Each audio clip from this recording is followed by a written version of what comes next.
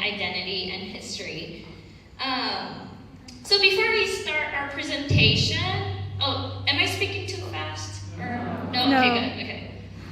So before we start the presentation, I wanted to ask the audience, what are some stereotypes that you see on media or on movies or on TVs or on internet about Asian Americans? What are some stereotypes that you can think of? Yeah. Like they are cute, act cute, and into games. Oh yeah, into games, like nerdy, kind of, or cute. Okay, that's a good one. Anything else? This is important. Yes. Oh, workaholic. Oh, okay, that's a good one. Yeah, working very hard, very serious. Okay, good one. Smart. That's a good one. That's a good stereotype. What else? Yes. They seem younger than their ages. Okay, that's a good one. What other things? This is important before we go. We won't go into presentation if we don't participate. Okay. Huh? Oh, nice. Yeah, that's a good one. They don't have a beard. What? They don't have They don't have a beard. beards. Okay. I guess that's a good one. So it's saying that men are not very masculine, I guess. Yeah. What other things? So kind. Kind. Smart and kind. What else? The men are very handsome. The men are very handsome. How about when we think of Asian woman or Asian mom? What do we think of? Skincare, okay. What else?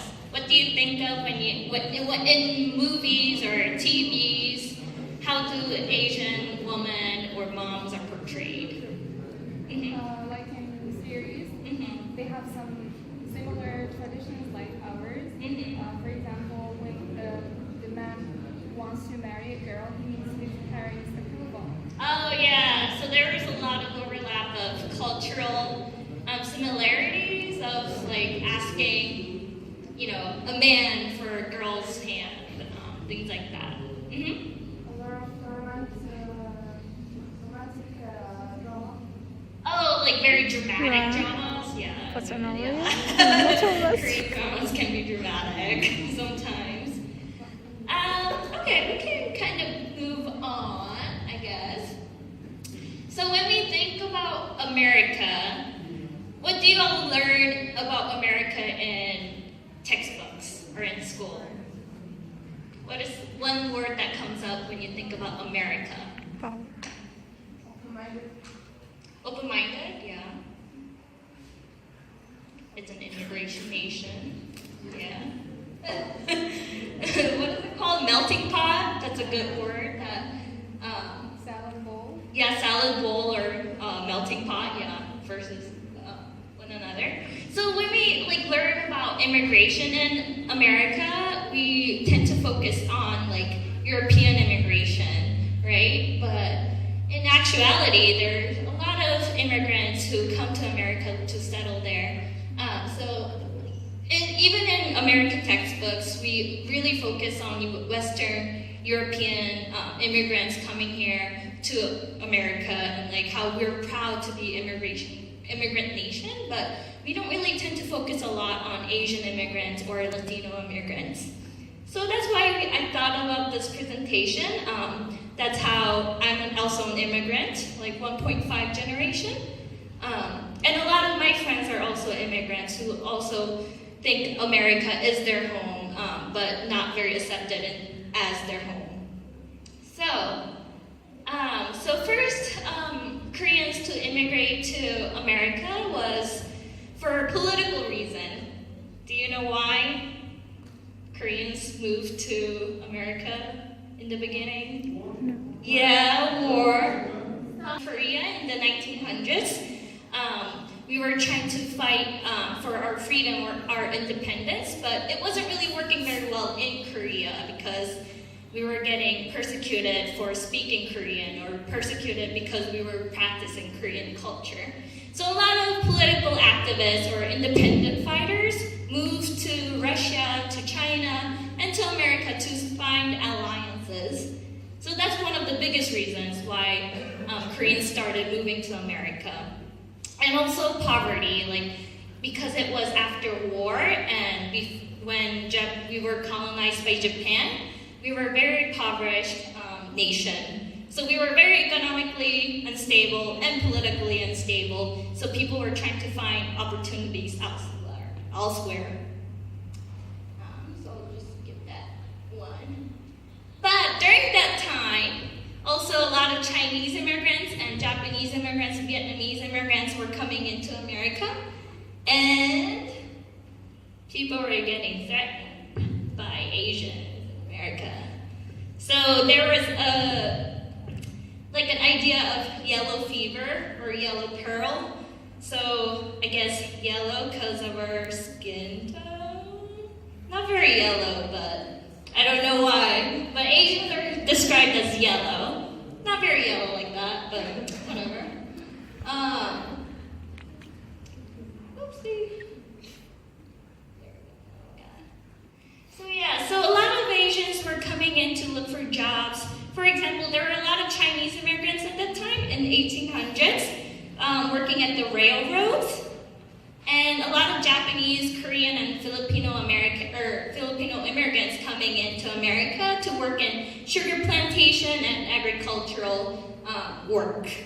And a lot of Americans who already were settled there were feeling a little bit, scared for losing their jobs or taking the jobs that could have been theirs, I guess. So that's what yellow peril was, yellow fever was. They were just feeling very scared about a lot of Asian immigrants coming into America. So, because of that, of course, as American history goes, there was a Chinese Exclusion Act that excluded Chinese workers to come into America. So that was kind of like modern day, or back in the days, kind of like Muslim ban that they're talking about these days in America, but it kind of happened in the past already, excluding certain ethnic groups to immigrate to America. So I think we talked about, somebody said Asian men don't have beard. I think it kind of says Asian men can look like they're not masculine enough. They're kind of more feminine. And there is a reason for that. There is a stereotype. And it's because of the Chinese Exclusion Act. So they weren't able to bring their wives. If they were immigrating to America, they weren't able to bring their wives or marry outside of their race. So they could have been married but don't have wives in America, or they could have been single but they cannot get married. So they were kind of demasculinized. They seemed like they're not masculine enough, or they could look very feminine. And also after they were working in the railroads or agricultural areas, they had to take on roles very feminine jobs that's considered feminine, like laundry mats and restaurants or sewing. So that's why nowadays in America, when we think of Asian men, they seem very feminine and very unmasculine. And that's one of the biggest stereotypes that Asian American men face.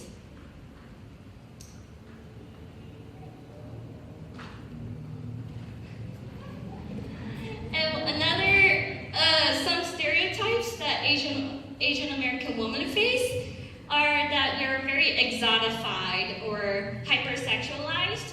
because when Asian women started to come into America was when World War II was happening. A lot of American soldiers were fighting in Korea, Vietnam, China, and after the war they will bring Asian wives with them. So that's why Asian women are seen as more quiet, more submissive, or exotified. And then that's a big stereotype too that still is perpetuated today. And let's see, another stereotype. So a lot of people say Asians are smart and very smart, I guess. But that's also a very big stereotype. Actually created to compliment Asians. It was actually created to degrade African Americans and Latino Americans in America. So it was created during civil rights era when there were a lot of marches for civil rights, like Martin Luther King, and they were demanding for their rights. And a lot of people who were against civil rights were saying, "Oh, look at Asians, they're doing really well. Why can't you do very well?" So that's how that stereotype of model minority was created. So it wasn't really a compliment to Asians. And during that time, only a highly skilled Asian immigrants could move to America. So it was doctors or very well-known scientists moving into America. So that could be a reason why that many people think that Asians are smart. But it also degrades the fact that not all Asians are doing very well in America, and they also need very much help as rest of the Americans in the States. For example, there's some rates. There's some statistic. I don't know if y'all can see it. I don't know if I can see it either. I can't see it very well.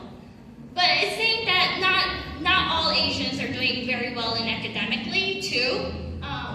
For example, 40% of Hmong, Laotian, and Cambodian population are dropping out of high school. And many population of Asian groups are not having insurance. So there are some disparities, but we overlook these disparities because we think Asians are doing well in America. Let's see. I think this is the last stereotype. So, the last stereotype I want to talk about is the perpetual foreigner. And even in Morocco, I face this a lot. People ask me, "Where are you from?" And I say, "Oh, I'm from America." And they say, "Oh, where are you from?" And I say, "Oh, in the state of Missouri." But they're like, "Oh, but where are you really from?" And it goes in and on like that. So this also happens not only in Morocco, but everywhere I go. Not many people believe me when I say I'm from America. I have a heritage in Korea, but I do identify as America being my home. But this is an idea that even though Asians were in America for a long time, we are still seen as foreigners. Even Asian Americans struggle with this a lot, especially in more rural areas where there are not many Asian Americans living there. We tend to face this. They're also human too, so just to have a nice conversation, not box them into a stereotype.